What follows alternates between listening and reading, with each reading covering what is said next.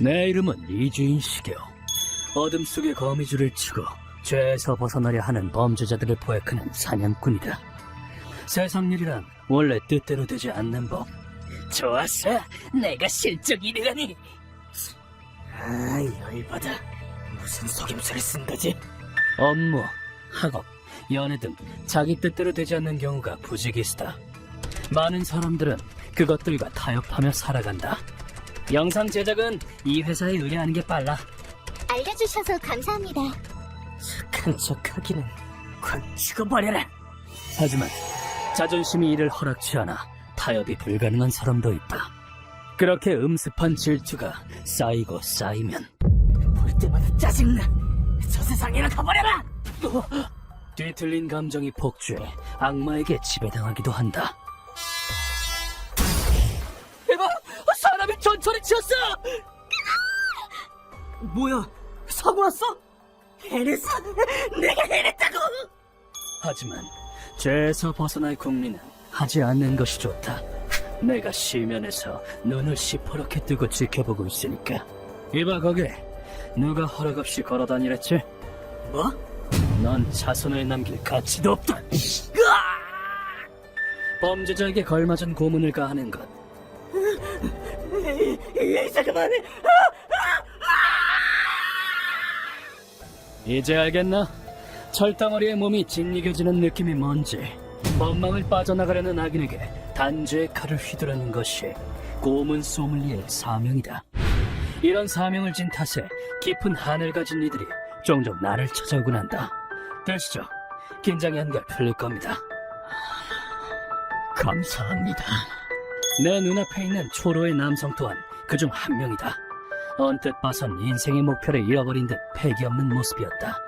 놈에게 농락당하고 세상을 떠난 딸의 복수를 하고 싶습니다. 농락당했다고요? 하지만 그 음울한 눈빛 속에는 감출 수 없는 증오가 넘쳐 흘렀다. 의뢰인의 딸은 올해 전문대를 졸업한 사회초년생이었다. 다녀올게, 아빠. 잘 다녀오거라. 딸은 취업난 속에서도 유망한 신생 벤처기업에 취직할 정도로 능력이 뛰어났다. 그런데 어느 날 딸에게 갑자기 비극이 닥쳤다. 아빠, 나 나갔다 올게. 이 시간에 어딜 가? 오늘 회사 회식이라서. 신규 프로젝트를 성공리에 마무리한 기념 회식이었다. 딸은 늘 그랬듯이 밝은 얼굴로 집을 나섰다. 다녀올게. 가능한 빨리 들어올게. 조심해서 다녀오거라. 그것이 의뢰인이 살아있는 딸과 나는 마지막 대화였다. 그날 밤 늦은 시각 비부가 전해졌다. 여보세요? 혹시 가족분 되십니까? 경찰입니다. 경찰이요? 경찰에게 걸려온 전화 한 통에 정신이 퍼뜩 들었다. 의뢰인은 끔찍한 사실을 접하게 됐다. 말씀드리기 조심스럽지만 따님께서 세상을 떠나셨습니다. 뭐라고요? 딸이 급성 알코올 중독으로 세상을 떠났다는 소식이었다.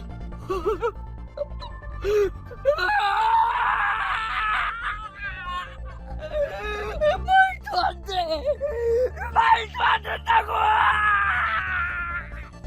아내가 세상을 떠나고 혼자 딸을 키워낸 의뢰인에겐 악몽과도 같은 현실이었다. 경찰은 의뢰인이 다소 진정된 후에 자초지종을 설명했다. 대체 나를 원샷했다고요? 예, 회식을 하던 중에요. 회식에 참가한 이들의 증언으로는 본인 스스로 마셨다고 합니다. 그 순간 의뢰인은 명백한 위화감을 느꼈다. 딸은 알코올에 약해 술을 싫어했던 것이다. 에이, 우리 딸 이제 다 컸네. 아빠랑 한잔할 테냐? 아빠, 나 술 싫어하는 거 알면서? 에이, 우리 예쁜 딸이랑 한잔하고 싶었는데. 아빠도 참. 대신 내가 술 따라줄게. 그럴 리가 없습니다. 제 딸은 술을 입에 대지도 못한단 말입니다. 누가 억지로 먹이게 분명합니다. 아버님, 진정하세요. 재수사를 거듭 요청했음에도 경찰은 이를 받아들이지 않았다. 딸의 사인을 도저히 받아들일 수 없었던 의뢰인은 진상을 밝히고자 스스로 조사에 나섰다. 제가 말했다는 건 비밀에 붙여주십시오. 예, 약속합니다. 이윽고 의뢰인은 회사 동료에게서 그날의 진상을 알아내는데 성공했다. 딸의 사인이었던 데킬라 원샷은 사장이 지어낸 여흥이었다. 헤헤, 여러분 안녕. 내가 사장이에요. 사장은 강압적인 성격이에요. 까라면 까고 마시라면 마셔야죠. 혹시 해고라도 당할까 봐서요. 명령에 따르지 않았다는 이유로 부서 이동을 당하거나 해고당한 사람도 있다는 모양이었다. 그날의 희생양으로 선정된 의뢰인의 딸은 한 번 거절하려 했었다. 사장님, 죄송한데 아버지가 술을 마시지 말라고 하셔서. 안 마시겠다고? 안 마시면 사무직으로 보낸다. 분위기 파악도 못하는 사람이 일이라고 잘하겠어? 하지만 사장은 부서를 이동시키겠다고 협박하며 술을 강요했다. 동석했던 동료와 선배들의 비난의 눈길이 쏟아졌다. 더는 도망칠 길이 없었다. 분위기 파악해라. 흔쾌지 말고. 자, 원샷! 딸은 큰맘 먹고 술을 입에 대했지만 반도 마시지 못했다. 이윽고 딸의 몸은 명백한 이상 신호를 보였다. 이러다 큰일 나는 거 아니에요? 아유, 냅둬. 일어나면 알아서 집에 가겠지. 야, 우린 2차나 가자고. 그런데 사장은 개의치 않고 딸을 길가에 방치했다. 이윽고 딸은 누구의 보호도 받지 못한 채 시신으로 발견됐다. 사람이 죽었다! 이 자식, 그놈은 사람도 아니야. 의뢰인은 회사 동료와의 대화 녹음 파일을 듣고 경찰서에 갔다. 하지만 경찰의 반응은 미적지근했다. 이 건은 이미 사고사로 처리되었습니다. 그래도 조사는 해보죠. 귀찮은 기색이 역력한 경찰의 모습을 보고 의뢰인은 크게 실망했다. 교활한 사장은 직원의 죽음을 알자마자 능력 있는 변호사를 고용했다. 그건 명백히 사고였어요. 그 멍청한 여자가 자기 혼자 술을 들이부었다고요. 알겠습니다. 맡겨주십시오. 직원의 죽음을 책임지지 않으려고 막대한 돈을 써서 알리바이를 만들었다. 며칠 후 주범인 사장은 의뢰인의 명예훼손으로 고소한다는 고소장까지 보냈다. 살인범이라는 오명을 씌워 사고는 무슨! 딸을 죽음으로 몰아넣고도 뻔뻔하게 짝이 없는 행태에 의뢰인은 분통을 터뜨리며 눈물을 흘렸다. 의뢰인은 모든 걸 내던지고 놈에게 여러 번 달려들었다. 내 딸내가 이 살인자야! 하지만 놈은 돈으로 경호원을 여럿 매수한 상태였고 복수는 수포가 되었다. 가만히 있지 못해! 범죄자는 너야, 이 멍청아. 심지어 의뢰인은 교도소 신세까지 져야 했다. 그래서 절 찾아오신 거군요. 그때를 떠올리는 것조차 힘겨운지 의뢰인은 이를 꽉 깨물고 거친 숨을 짓씹었다. 몇 번 심호흡을 한 뒤 의뢰인이 내게 깊이 머리를 숙였다. 그놈이 큰 소리 텅텅 치고 사는 꼴은 못 보겠습니다. 제발 제 딸의 안을 풀어주십시오. 마치 영혼을 찢는 듯한 목소리에는 크나큰 절망과 질무가 담겨 있었다. 이 한을 어찌 거두지 않을 수 있으리. 알겠습니다. 당신의 고통과 분노를 놈에게 똑똑히 알려주죠. 부탁드립니다. 악을 처단하고 고통받는 자의 한을 풀어주는 것, 그것이 고문 소믈리에의 사명이다. 사장이란 지위를 이용해 사람의 목숨을 빼앗고 정당한 심판을 요구한 사람을 범죄자로 몰다니, 하찮은 성공을 거머쥔 쓰레기 범죄자 따위 내가 지옥의 밑바닥으로 추락시켜주지. 그 더러운 돈으로 몸을 지킨다 한들 소용없다. 난 결코 놓치지 않을 테니까. 표적을 생포하기에 앞서 행적을 파악해야 한다. 이 바닥에선 유명한 놈이라 정보 수집은 어렵지 않았다. 회식을 자주 하는 모양입니다. 직원들에게 테킬라를 원샷시키는 버릇도 여전하고요. 반성의 기색이 전혀 없군. 역겨운 자식. 반성을 했다면 유가족을 고소하는 짓 따윈 하지도 않았으리라. 한창 회식이 이루어지는 표적의 단골 가게에 잠복했다. 경호원은 2명이라. 걸음걸이를 보아하니 가라데와 유도를 익혔군. 범죄자는 지키는 거 아니야. 발소리를 죽여 인기척을 없앤 뒤 순식간에 경호원의 아킬레스건을 끊었다. 그 다음 허둥지둥 도주하려던 놈의 목을 졸랐다. 사람 살려! 네 버르장머리를 고쳐줄 지옥의 조교시다. 곧 염라대왕 앞에 설몸. 지옥의 문을 지나기에 앞서 예의를 가르쳐줘야겠군. 놈의 신병을 확보해 고문실로 옮겼다. 선생님, 준비 다 됐습니다. 수고했어. 범죄자들의 얼빠진 얼굴은 언제 봐도 구역질이 난다. 야, 쓰레기! 일어나! 뭐야, 너네!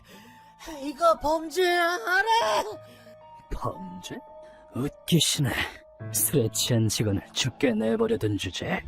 그거 보호책임 유기치사죄야. 알아? 그 밖에도 사상이란 지위를 이용한 강요죄 및 협박죄도 성립되겠군. 그 여자랑 무슨 사이야? 유족이냐? 유족의 분노를 이어받은 자다. 네가 죽음으로 몰아놓은 직원에게 미안하지도 않은가? 범죄자에게 속죄 여부를 묻는 건 내 신조이다. 이 남자의 대답은 과연? 그 여자를 내가 죽였냐? 그 여자가 나대다가 지 혼자 죽은 거지! 뭐라고? 경찰도 난 안 잡아갔어. 난 아무 잘못 없다고! 난 무죄야! 최소한의 사죄 한마디라도 하겠거니 했는데 현실은 역시 더럽고 비정했다. 그렇다면 나도 봐주지 않겠다.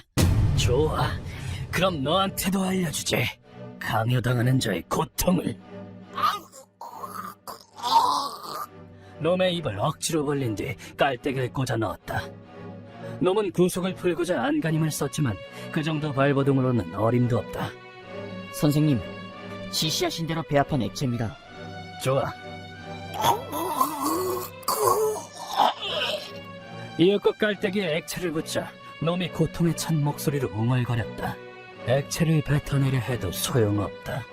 깔때기를 통해 액체를 목 안으로 직접 흘려넣기 때문이다. 자, 꿀꺽 삼켜야지. 입에 액체를 머금은 상태로는 숨을 쉴 수 없다. 질식하지 않으려면 액체를 계속 마시는 수밖에 없는 것이다. 이를 반복하다 보니 배 안이 액체로 가득 차 흉하게 빵빵해졌다. 놈의 배가 빵빵해졌을 때 배에 주먹을 꽂았다. 이렇게 하면 배 안에 있던 액체가 역류하고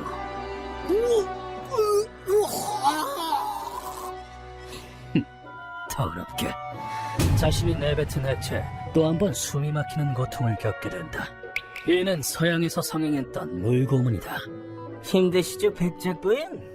얼른 마녀임을 자백하시죠. 깔때기를 이용해 대량의 물을 억지로 먹이는 고문으로 나는 내 식대로 변형시켰다. 여러 번에 걸쳐 액체를 먹이고 역류시키길 반복하자. 이제 효과가 나오는군.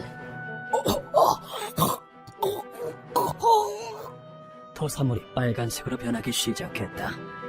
반복되는 고토로 식도에 상처가 난 탓도 있지만 출혈의 원인은 따로 있다. 네가 마신 그 액체에는 소량의 산이 함유되어 있지. 폐기 배터리에서 추출한 만큼 산 말고도 별의별 성분이 포함되어 있을 것이다. 너에게 마지막 기회를 주지. 살고 싶은가? 살고 싶습니다! 제발 살려주십시오! 내가 들이운 거미줄에 놈이 악을 쓰며 매달렸다. 나는 놈의 눈앞에 그것을 들이밀었다. 이게 뭘로 보이나? 데킬라요! 이걸 다 마시면 살려주지. 물론 한 번에. 내 말이 끝나기가 무섭게 놈의 얼굴이 절망으로 물들었다. 망가질 대로 망가진 식도와 위에 데킬라가 닿으면 어떻게 될지는 불보듯 뻔했다. 해봐, 나도 양심이 있다고. 원샷하라고는 안 해. 그럼! 여기에 섞어주지. 배터리 액은 이제 익숙하잖아. 액체가 잘 들어가도록 구석구를 채우고 목 안에 깔때기를 꽂았다. 누가 기뻐하래? 너도 그랬잖아. 직원한테 강제로 술을 먹였지.